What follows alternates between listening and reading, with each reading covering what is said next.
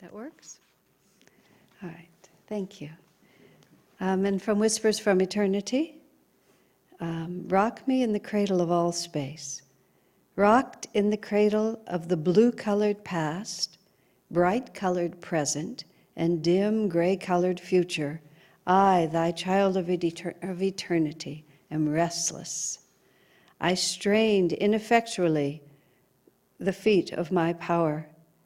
At last, I succeeded in jumping out from duality's cradle of delusion. Thou hast caught me in thy infinite arms to rock me in all space. I am thy babe of eternity, safe now in the cradle of thy omnipresent bosom.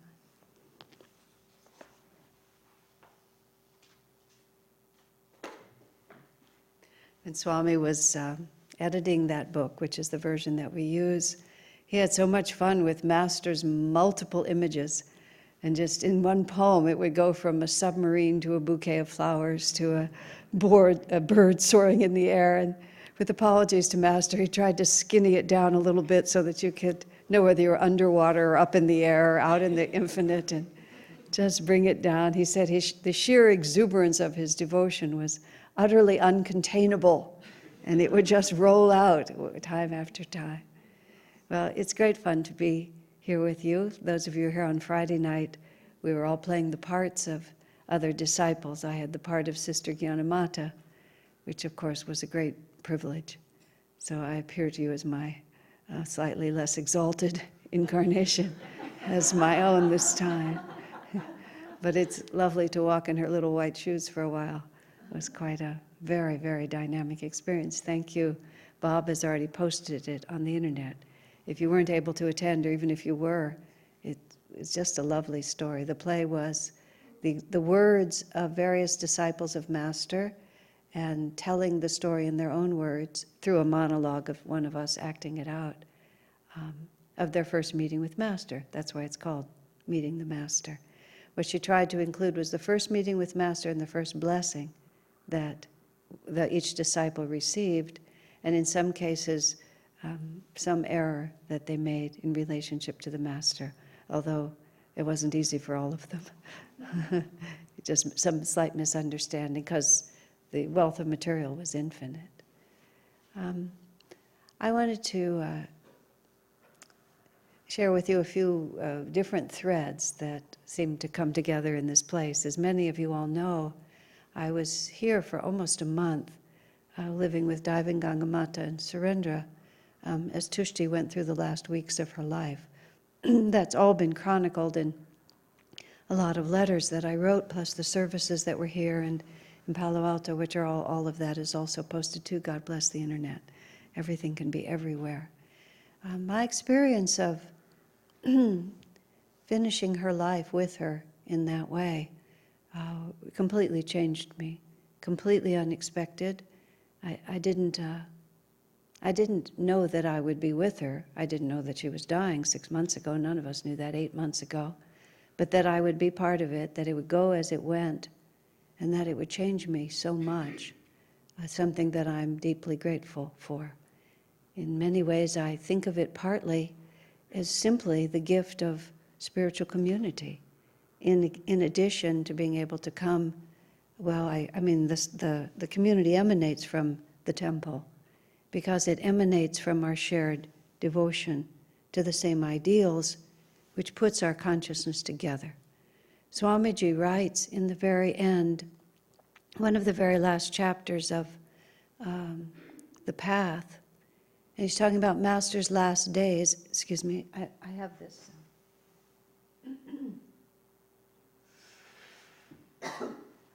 It's a game God has started to play with me whenever I try to talk. He says, maybe you don't want to. Yes, I do. So I get to play out this, but I think I'll beat it back today.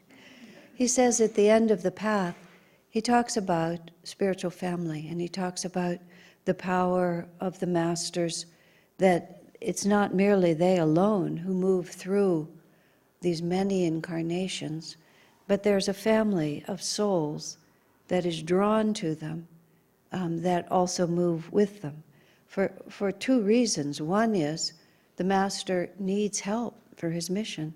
He can't simply do it alone. Swami Kriyananda accomplished just a stunning amount with his own individual creativity. But what really caused Ananda to manifest is all of us, because he inspired us, and then we started working, and it starts going like this. And when a master comes to change the planet, his solitary self is not sufficient. He needs a circle around him that actually give him energy to help support him in his personal mission. Swami often talks about the major disciples in SRF, especially the women. They were born for him. They really weren't born for the mission. They were just born for him, to be around him, to help him, to literally feed and take care of him. And just, as Swamiji put it once, he said, it is possible to get all your energy from inside, but it's nice also to get it from others, especially people who are one-pointed in their loyalty. Swami Kriyananda, by contrast, was born for Master's mission. And in at least 2 other previous incarnations that he speaks of, Swamiji was Master's son. When Master was the King of Spain, Swami was his son, and the king who followed him. When Master was the King of England, Swami was the son who followed him. In this case, it wasn't royalty in that sense, but he was the son, really, who followed him and brought the kingdom to a focus. And so Swamiji didn't travel in the car with Master and live with him for 25 years, but he was trained to bring the mission into fruition. But Swamiji writes that our spiritual freedom comes not only from our attunement with God and Guru, but also by spiritualizing, as he put it, spiritualizing our relationship with the objective world, especially with one another. Because that's where the rub comes, isn't it? Both the caress and the friction. It comes from one another, doesn't it?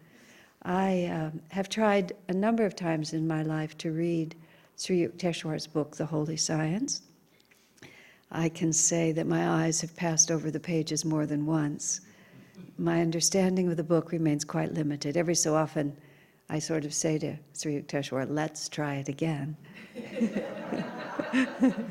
But the astral hour hasn't come yet.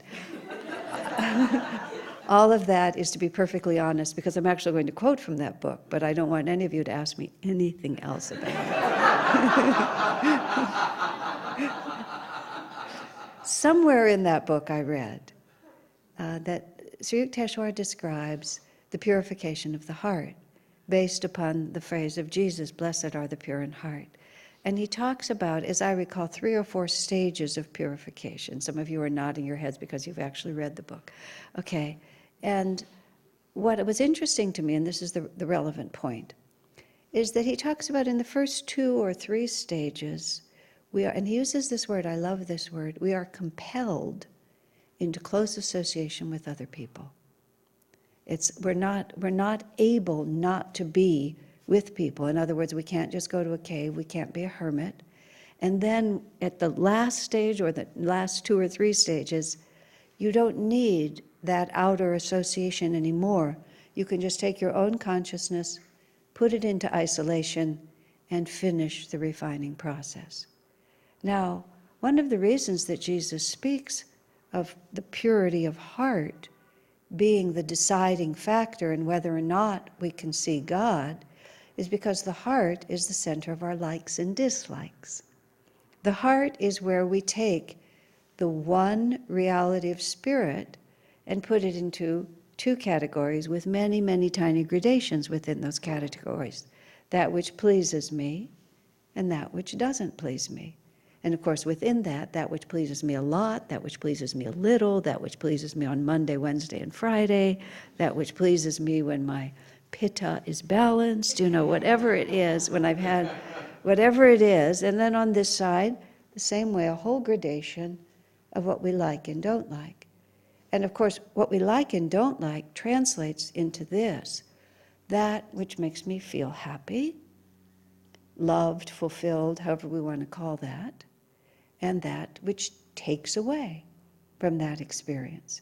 Now, of course, This is all an extremely complicated and elaborate imposition on what is in fact a singular reality. This whole world, this is the duality of the two eyes and the single eye of spirit. If your eye is single, then everything is filled with light. And that means if we have taken all these likes and dislikes and put them here and said, it's all the same, there is nothing that either actually gives me happiness or takes away my happiness outside of my single relationship with God. And so we take these two eyes, which represent duality, likes and dislikes, we unite them in the single eye of spirit, and everything comes to perfect bliss, eventually. And in the meantime, we have this very complicated story that we're acting out. And yesterday, because our group was coming up from Palo Alto, and because we are a theater troupe, and therefore the creative types, with all the, sensitivity and angst that implies, which gives us even more subtle gradations of likes and dislikes. Dana scheduled a creativity workshop. I don't even know what it was called. And it was sort of for our group and a few other souls who came. And I mean, all of you know her. She's a genius. And she's God-given creative ability. And we had a great deal of fun. And in the first 40 minutes or half an hour, she articulated some things about creativity and about why artistic, a certain kind of self-expression is so essential for our well-being. Swamiji wrote all of this up in the book Art as a Hidden Message, Self-Realization as a Path, Creativity as a Path to Self-Realization. I think that's the title. That book went through 7 editions and about 4 different titles, so sometimes they scramble in my head. But when I finished reading that book, I got the impression that it was necessary to be a creative artist in order to be a saint.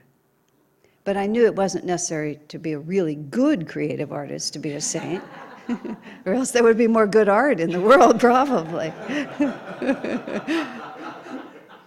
But that there was some connection there. And Dana just put it in the simplest words, and I absolutely loved the way she said it. And it's quite relevant to what we're talking about. She talked about feeling, and then we when we're talking about Swami's and Master's teachings, have to use English words, and they're not precise. So we make a distinction sometimes between emotion and feeling. Feeling being your pure nature, emotion being the likes and dislikes that come out of that pure feeling. She used the word emotion. I'm not quite sure how she was using it. She was saying everybody has emotions. We all have emotions. Little babies have emotion. Boy, do little babies have emotion. I was traveling once, and there was some little 2-year-old child in his stroller. We were on our way back or to India, and it was one of those long trips, and this little child was just thrashing in his stroller. And he didn't have language, but you could hear his words were, "Somebody do something, I'm so miserable, somebody do something." And nobody could do anything because we were all on a 30-hour journey and it just couldn't be fixed until it was over. Well, we all have emotions, and we all have to figure out sort of what to do with them. Emotions are that which separate us from the pure light of spirit. And those emotions happen, and Dana was talking to us about how artistic expression with a crayon, with a dance, with a song, with a poem, with an essay, is like we feel something and then it comes through us. And she says, in our particular age, which is actually a very retarded age in terms of spirituality, we don't give people free access to that. So we have 2 choices, as she put it, with our emotions. We either repress them or we project them on somebody else. We either project them that now I'm happy because you love me. Of course I'm happy because you love me, and because you're always going to love me, I'm always going to be happy, right? Or now you don't love me and now I'm crushed. Or everything was fine until you came into my life. And sometimes you were my stepmother or my baby, something really awful, and there you are. But we project them. Whereas what we really need to do is we simply need to let them flow through us, let them express themselves if they need to. And that's where she said, you give any child a crayon and a blank piece of paper, and he doesn't ask you, what should I do? He just picks up the crayon and does something, and does it with feeling and emotion and energy. You put on music, and the child just knows what to do. And what her destiny in life is to teach us all to do that again. I feel something, let me do it. It was fantastic for me. I've never picked up a crayon. I've never tried to say anything with a crayon before, except maybe to hurl it at another child. But to actually have a crayon in my hand and a blank piece of paper and actually try to say something. Of course, I don't know how to draw, but I know how to feel. And it was transforming. Now, and this is all coming back. Stay with me here. What she also said is, all these feelings all pass through us, these emotions pass through us all the time, and this is the word feeling, they're just pure feeling. Life is multidimensional. It isn't just, even for the masters, where it is one unbroken connection to bliss, they're also conscious of all the other levels that are happening.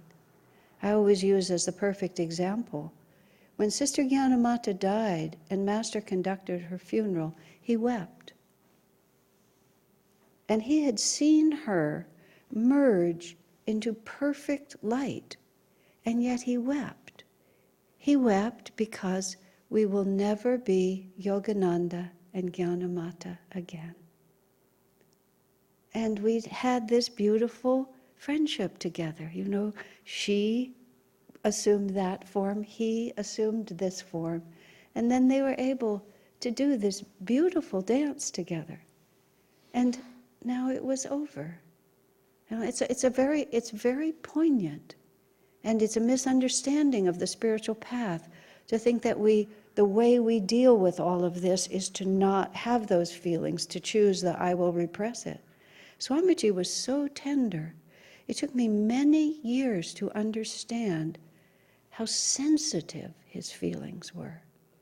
Because partly it was my own. I needed him to follow the repressed mode, because that was the one I was more comfortable with. So I had to make my spiritual life based on that. We don't have to go there, really, do we? We don't really have to experience everything that's inside of us. We can just think about it, okay? It took me a long time to realize, and a lot of really stupid mistakes, to realize just the opposite.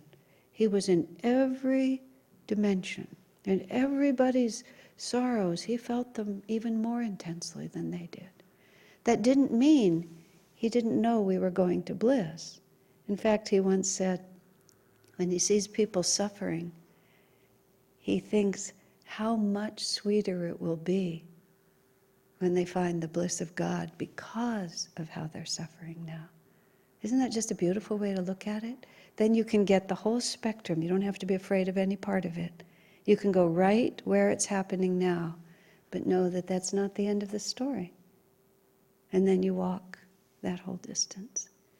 Well, now let me find my thread here. Oh yes, the other thing that Dana said, which was, I've really been meditating on this ever since she said it. And this is going to sound common to you, but common words, when you actually understand them, sound different. And what she said was, the feeling is inherent, but then we have an experience of it somehow here, and then we put a story around it. And I'm unhappy because you betrayed me. I'm unhappy because I didn't get the job that I wanted. I'm unhappy because my sister has always been so unkind to me, whatever the story is. But that story is not the feeling. The feeling arose within us because of our fundamental lack of purity of heart.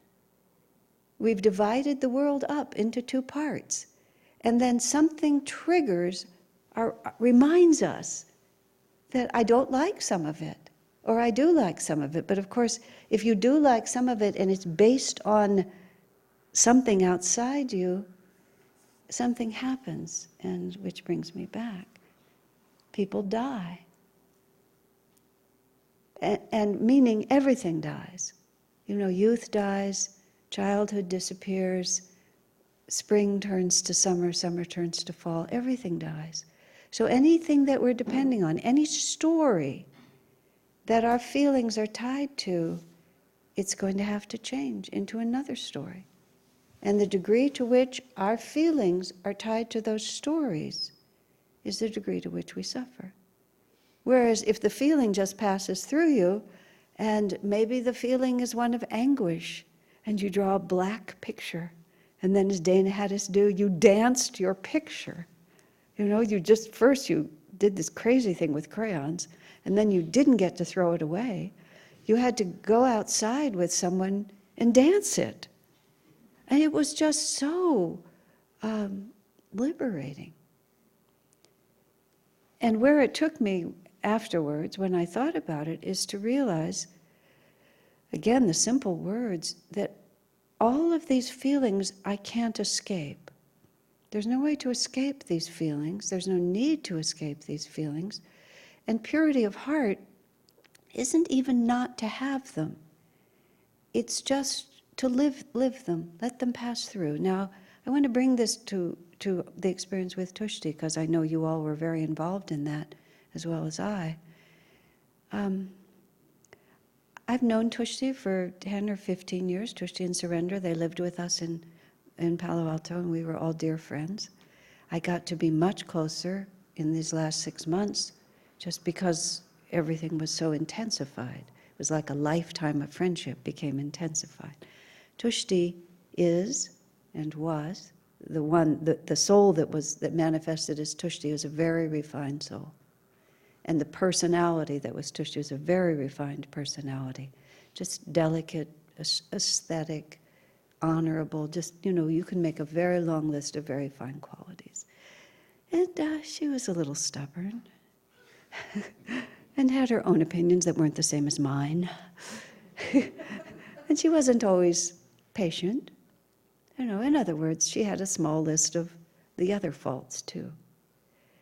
But what was so amazing to watch is when it really mattered, well, or let me phrase it differently, when the time comes and we have to, all of that story, every single bit of that story just withdraws back into you. And that's what I watched, the whole story of marriage, of friendship, of life, of this, of that. It just withdraws back in you. And it was so dramatic to watch it, because she got skinnier and skinnier. She got about as small as you could get without having parts of you taken off. So the body, everything got smaller and smaller. Conversation got smaller, world got smaller, self-definition got smaller, everything got smaller, everything withdrew. And all that was left, all the story was gone. By the end, and it was so fascinating even, just because, the face gets really thin, and because she took the chemotherapy, she didn't have any hair, just this tiny little fuzz. And so the face contracted, and I'd seen this once before, that the male and female disappears. You neither look male nor female. You just look self, like that. And of course, the obvious question is, why wait? Why spend all this time just spread out like a piece of butter on toast, just spread out all over the place, when ultimately it needs to just come back to here anyway? And what was magnificent and fascinating also, speech became very truncated, partly because breath was not always easy, and her consciousness was divided. And communication, however, did not, for a period of time, communication expanded as verbal diminished. And it was so clear to me, again, how much in this world just happens by vibratory exchange. and we have a story. We think we're talking to each other. But we're not really talking to each other. We're using words, but we're not really. That's not where it's coming from. I watched Swami Kriyananda give a talk once at our church in Palo Alto. And when I would listen to him talk, I tried to be entirely in the present. I mean, like word by word almost.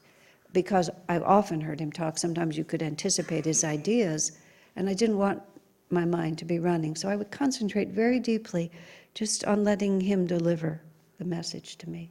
This particular time he was talking with a great deal of dynamism, rather quickly. And I was dynamically aware of the fact that he was delivering a vibration to us, just completely delivering a vibration. But then he was delivering a vibration. And about here, in his aura, he would paste a word on it so that we would have some idea of what he was giving us. Does that make sense? But he was just pasting words, and you could feel like the whole energy came first, and then the words came after that, which explains a comment he made once, because he always was so extemporaneous. And he was to the point where he would say, and this is a very important point. And he would say he had no idea what the point was. But he could feel that an important point was coming, like that. So he knew that he had a vibration he was about to give us that we really needed to receive. And he wanted us to be ready, in some smaller way. With Tushti, we would just exchange a few words, but somehow the whole thing would be understood. Because the complication of life was gone. And all that was left was heart to heart. Swami Kriyananda made a comment once. It was in a satsang in Gurgaon, doesn't matter where. But he was saying, because creation is so complicated, it's just so complicated. All our different faces, all our different stories. Surendra and I were driving in from Laurelwood this morning, and we just come somewhere and there's a bunch of cars parked here and cars driving here and people going in and out of the supermarket and the Walgreens or whatever, just everything. Just wow. Every single one of these things is a little vortex of somebody's karma. Just think how complicated. And none of them knew about Surendra and I coming up to the Ananda temple today. They were all just going about their business. That's just the beginning of it. Swamiji was commenting, because creation is so complicated, the way the human mind works, we imagine that God himself, to create something so complicated, must be the most complicated of all. And even within our hearts, we have this idea of how complex this whole project is. I have to realize, realize God, wow, all this karma, all these incarnations like this. He said, but what we don't understand is that all the complexity emanates from singularity and stillness. When you think of it just as it vibrating, like this. There's the point of rest in the center. And the closer you come to the center, you see, the less complex it is. Because even the distance is very small. Not much can happen in the polarities. And gradually it stops altogether.